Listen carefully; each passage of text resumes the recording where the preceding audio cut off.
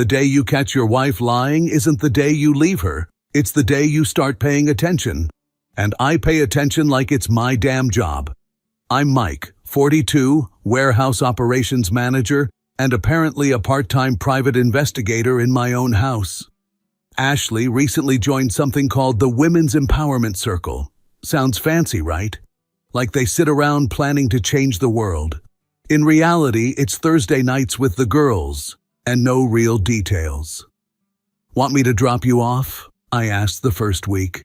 She gave me that polite smile people give to strangers' kids. Mike, it's only for women. You'd hate it. Right, I said. Wouldn't want to ruin the magic. Week 2, she was home later. Week 3, she mentioned drinks after like it was nothing. By week 4, she was walking in smelling like new perfume and wearing heels I hadn't seen in years.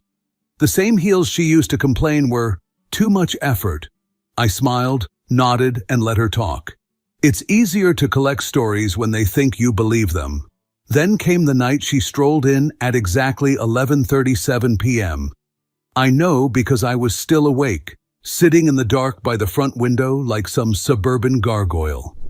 And no, she wasn't dropped off by her friend Karen from the club. It was a black SUV, tinted windows, driver in a baseball cap. He didn't pull away until she unlocked the door and gave him a smile I hadn't seen since 2015. "You're up," she said when she saw me. "Couldn't sleep? How was the empowerment?" "Good. We tried a new place." I nodded. "Must have been nice. Your driver seemed happy too." She froze for half a second, then smiled like she'd rehearsed it. "That's just a friend." "Sure," I said. "And I'm just the guy who lives here." From then on, I stopped asking questions I already knew the answers to. I let her keep talking, keep adding details she'd have to remember later. That's the thing about lies. They need maintenance. And Ashley isn't the type to keep up with chores. The next Thursday, she texted, "Might be late, don't wait up." That's liar confidence, when they think you've stopped caring. I was on the couch when she came in at almost midnight. Same smell, same mood. "How was the circle?" I asked. "Great. Met some new people." "Bet you did," I said without looking away from the TV. She didn't ask what I meant. Saturday, she announced she was going to brunch with the girls. "Which girls?" I asked. "You don't know them." "Yeah," I said. "I'm starting to notice that." She rolled her eyes and left, heels clicking like a metronome for bad decisions. I made myself a coffee, sat at the kitchen counter, and opened our joint account on my laptop. There it was. Thursday night, 9:47 p.m. Hilton Hotel Bar. Not the Hilton near the airport where her circle supposedly meets, but the one downtown. The one with the rooftop lounge and overpriced cocktails served with a side of bad judgment. Scroll down, same charge, previous Thursday. Same location, almost identical amount, right down to the cents. 2 drinks and maybe an appetizer. Not a girls' night, more like a someone's buying you the kind with tiny umbrellas night. I leaned back in my chair and smiled. Not the happy kind. The, yeah, keep talking. I'm writing this all down kind. Patterns are funny things. Once you see one, you can't unsee it. And Ashley? She was drawing me a picture in highlighter. When she got back, she dropped her purse and phone on the counter. "We talked about boundaries today," she said. "The healthy kind?" I asked. She smiled. "Of course. I love healthy boundaries," I said, and went back to my coffee. By Monday, the signs were neon. The extra time in front of the mirror before meetings, the mysterious hoodie that appeared on the dining chair, the lipstick she applied in the car before leaving. "Whose hoodie?" I asked that night. "Oh, Karen's boyfriend's." "Long story." "Yeah," I said. "Sounds empowering." She didn't laugh. I didn't expect her to. Thursday afternoon, she sent, "Circle tonight. Might be late." I replied, "Have fun." That night, I didn't even bother pretending to sleep. I sat by the same window, lights off. At 11:30, the SUV rolled up again. Same driver, same smile, same lie waiting at my front door.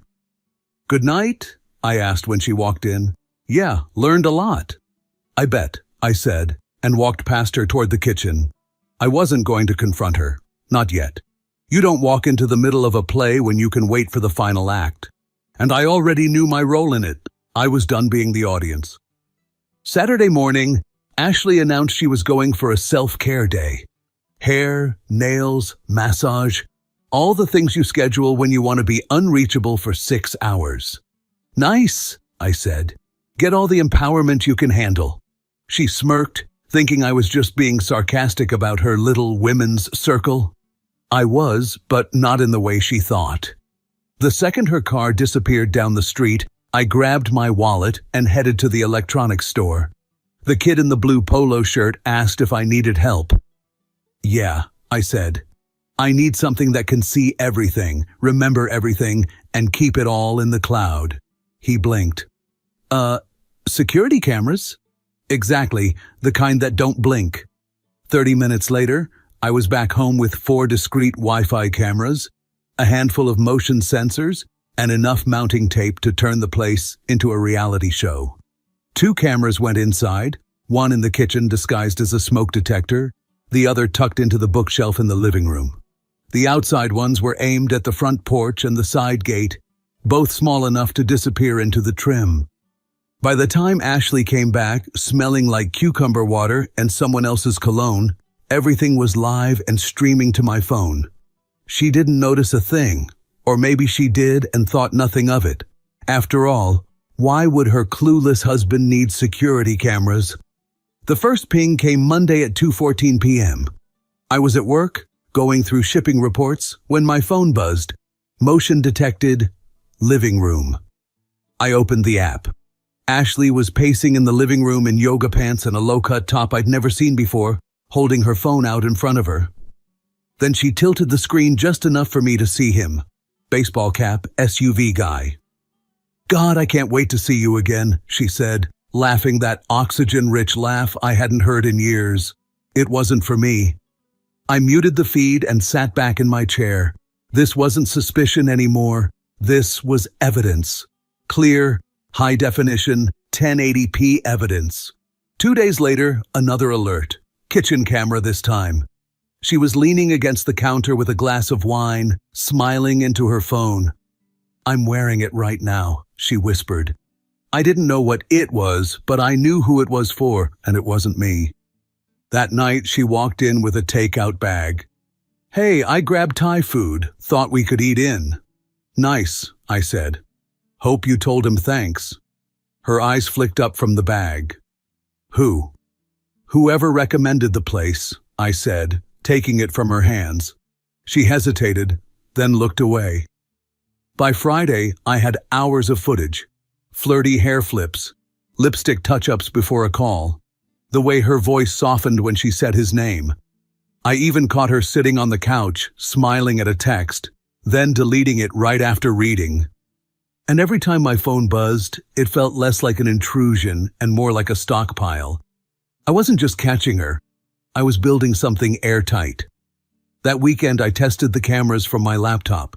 I could switch between rooms, zoom in, replay, save clips. It was like my own little control room. And Ashley? She was the star of a show she didn't know she was in.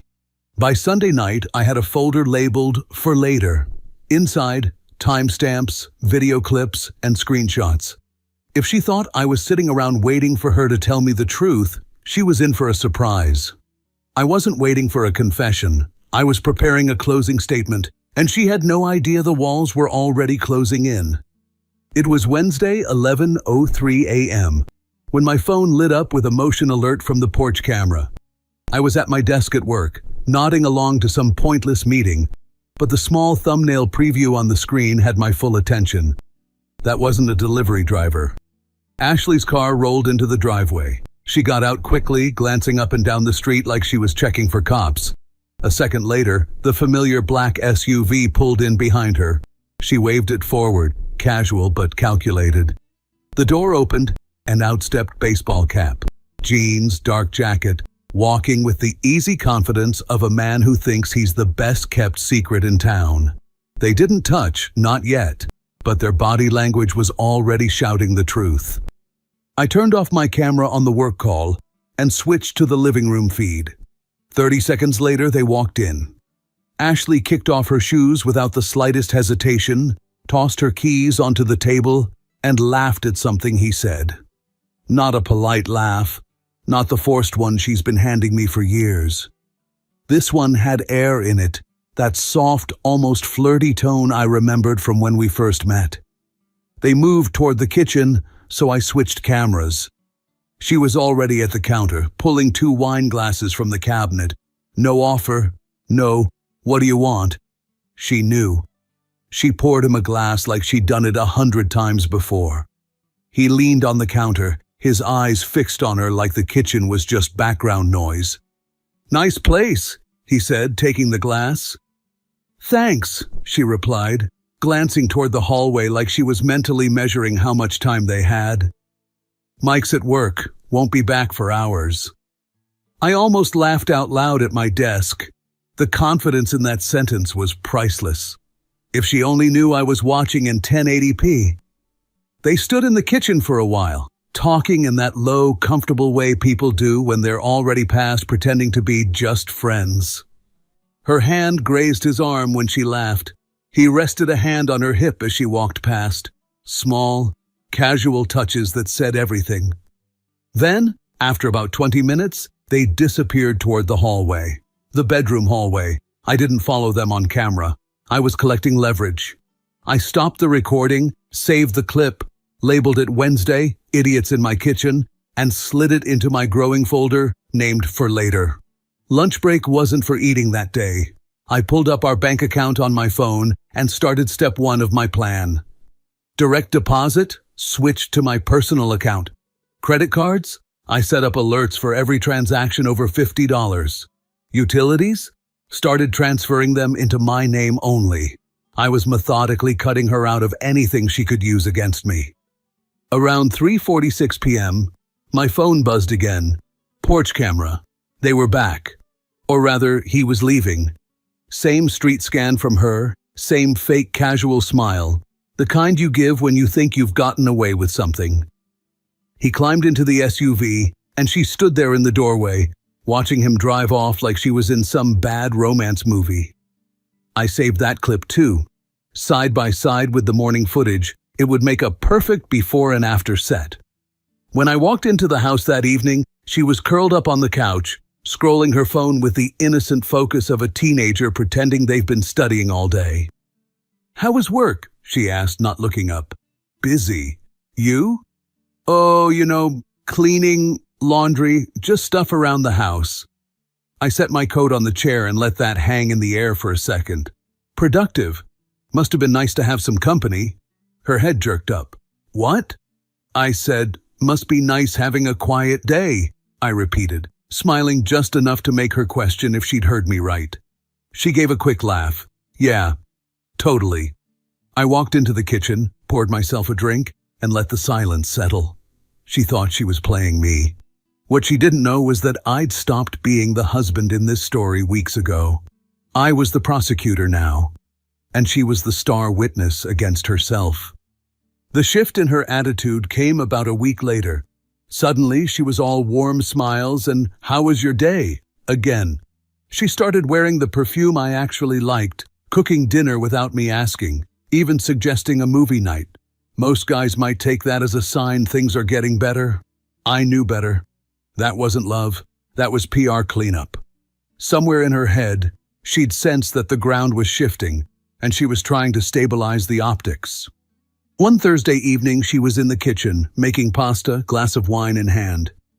"You've been quiet lately," she said without looking at me. "Have I?" I took a sip of my drink. "Guess I'm just taking it all in." She smiled over her shoulder. "Well, I hope it's good things you're taking in." "Oh, absolutely. The best." I let that hang there, watching her pour the sauce. She didn't ask for clarification. Smart move. Over the next few days, the sweet wife routine went into overdrive. She'd text me in the middle of the day, "Miss you," or send a selfie with some heart emojis. The kind of thing she used to roll her eyes at when I did it. I responded politely, even tossed in a few "can't wait to see you" lines, because I knew what was coming next. Saturday morning, she floated the idea. "Hey, I was thinking we should do something nice together, just us.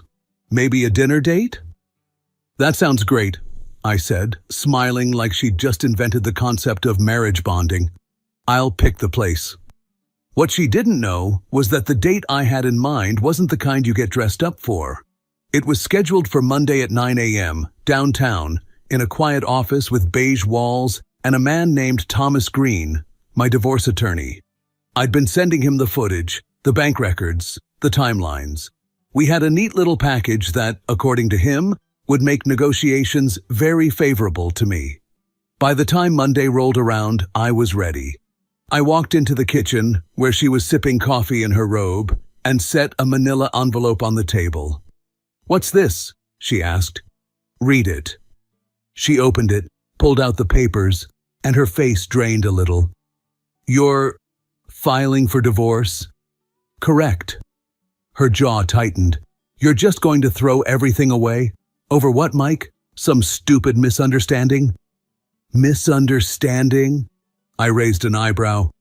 "You mean the kind where you bring another man into our house? Drink wine with him in the kitchen? Make sure I'm at work before you do it?" She froze. I could see the gears turning. How much did I know? How much had I seen? I decided to answer for her. "I have footage, Ashley, hours of it, bank records, messages, enough to make a courtroom yawn because the case is so easy. So don't insult me with the misunderstanding line." Her voice got softer. "Mike, I messed up, but we can fix this." "No," I said calmly.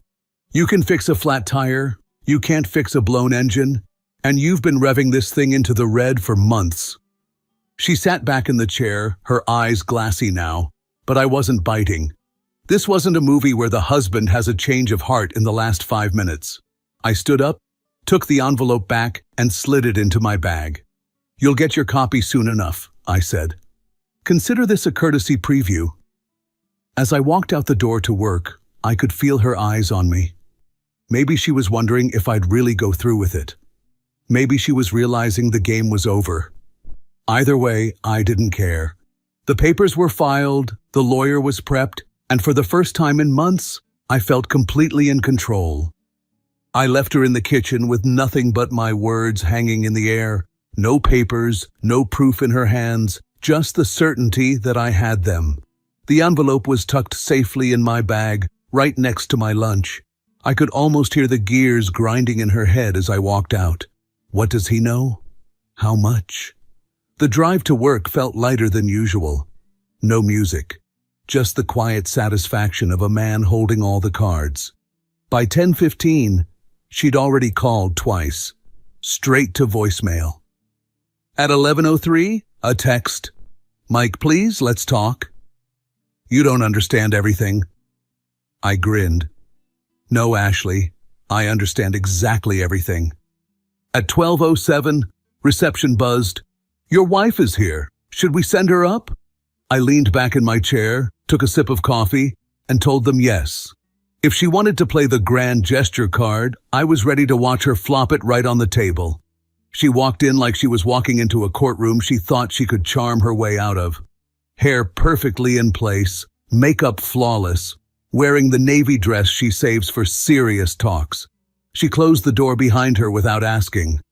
"Mike," she began in that low, calm tone she uses when she's rehearsed her lines, "I think we can work this out, before lawyers get involved, before this gets messy." I set my cup down. "Ashley, it's been messy. You've just been too busy entertaining to notice." Her lips pressed together. "I made mistakes.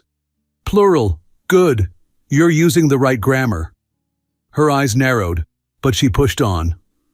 "But they don't have to define us. We can do counseling. We can pretend you didn't have wine nights with your boyfriend in my kitchen while I was at work." I leaned forward. "Or should we pretend I didn't watch it happen in real time?" Her jaw dropped slightly. "So you were spying on me?" I raised an eyebrow. Spying? Number you did this in the middle of the living room, Ashley. That's like robbing a bank and calling the security cameras creepy. She tried the soft eyes next. Mike, I don't want to lose you. He meant nothing. Good, I said. Then it won't bother you when he's gone, and so am I. She leaned forward, voice a notch sharper. We built a life together. Yep, I nodded. And then you built a side project without telling me. Now the whole structure's condemned. There was a long silence where she just stared at me, like maybe if she didn't speak, I'd fill the gap with some hint that I might reconsider. I didn't. Finally, she stood, smoothing her dress. You'll regret this. Maybe, I said, picking up my coffee again. But at least I'll regret it from my own couch, without wondering who's been sitting on it. She left without another word, heels clicking down the hallway. I watched from my window as she crossed the parking lot, phone already in hand, probably texting him. I turned back to my desk, opened my inbox, and went back to work. Because unlike my marriage, my schedule was still on track. When I pulled into the driveway that Monday evening, I noticed two things right away. Her car was gone, and the trash bins were still out. That was my first clue something was off. Inside, the air felt hollow. The kind of silence you only get when a space has been stripped of someone's existence. Her shoes were gone from the rack. The coat she always left on the back of the chair, gone. The half-used vanilla candle on the coffee table, just a ring of wax and an empty jar. I walked down the hallway, and sure enough, her side of the closet looked like it had been surgically removed. Empty hangers dangled like the last witnesses to a crime scene. Even the bathroom shelf where she kept her mountain of self-care products was bare, except for one lonely bottle of hotel shampoo. A parting gift, maybe. I stood there for a moment, hands in my pockets, and let out a short laugh. Well, I said to nobody, at least she didn't take the coffee maker. On the kitchen counter sat her house key, next to a note folded in half. I didn't open it right away. I poured myself a drink first. When I finally did, it was short. Mike, I think it's best for both of us if I leave now. Please don't call me. I need space to figure out who I am without us. I set it down, smirking. Ashley, I could have told you who you are in 5 words, but sure, go find yourself. The next few days were quiet, blissfully quiet. I slept better, ate better. The house stayed exactly how I left it. By the time the divorce papers were signed, she was living in a 1-bedroom apartment across town. I mailed her copy without a note. No drama, no speeches, no one last talk. Just a clean break. The day I dropped my copy of the papers in the mailbox, I drove home, put my feet up on my couch, and cracked open a beer. The place was mine again. My space, my peace, my rules. And for the first time in years, I realized I didn't just survive this. I won. It's been 6 months since she left. Long enough for her perfume to fade from the walls, long enough for her favorite wine glasses to gather dust in the cabinet I never open. Long enough for me to stop thinking about what she's doing and start appreciating what she's not doing, namely, existing in my daily life. The first few weeks were strange, not sad, not even bittersweet, just spacious. I'd come home and the house would be exactly how I left it. No half-eaten yogurt cups left on the counter, no mysterious wine stains on the coffee table, no passive-aggressive post-it notes about my turn to do the dishes. I didn't realize how much mental space a person can take up until mine was suddenly free. The calls started about a month in. First, her number, then unknown numbers, then social media messages from accounts with no profile picture. I never answered any of them. Part of me thought she might show up at my door again, ready to cry, to plead. She never did. I guess the apartment across town isn't as close as it used to be when she had a reason to visit. I heard through the grapevine, mutual friends, people who don't want to take sides but thought I should know, that her SUV Romeo bailed after a few weeks. Apparently, he wasn't looking for anything serious. That line made me laugh out loud. She left a man who loved her for a man who wouldn't even label her. Now she's renting a one-bedroom, driving herself to work, and probably wondering why the ride doesn't feel as exciting without an audience. We crossed paths once at the grocery store. She was in the frozen foods aisle, hair pulled back, no makeup, wearing the kind of sweats you buy when comfort wins over presentation. She looked up, saw me, and I could see the recognition, and something else flicker across her face. Maybe regret, maybe hope, maybe just embarrassment. She smiled, a little half gesture, like an invitation to talk. I nodded politely and kept walking, not out of spite, out of choice. That's the real difference now. Every interaction is optional, and I'm not interested. Life now? Simple. My mornings are mine. My evenings are mine. The house feels bigger, quieter. I work. I ride my bike on weekends. I see friends who don't ask awkward questions. Sometimes I'll watch an old movie we used to put on in the background and realize I can actually enjoy it now without the tension hanging in the air. People like to think closure comes from some big emotional moment, yelling, crying, the perfect cutting line before you walk away. Truth is, closure comes quietly. It's waking up one day and realizing you haven't thought about them in weeks. It's walking past the aisle where they used to keep their favorite snacks and feeling nothing. If Ashley ever wonders whether I'm happier without her, I hope she stumbles across the answer in the same way she stumbled across my proof of her affair. Unexpectedly, and with the full weight of reality hitting her in the chest. I didn't replace her. I replaced the life I had with one I actually wanted. And I didn't just survive the storm. I learned to enjoy the quiet after it.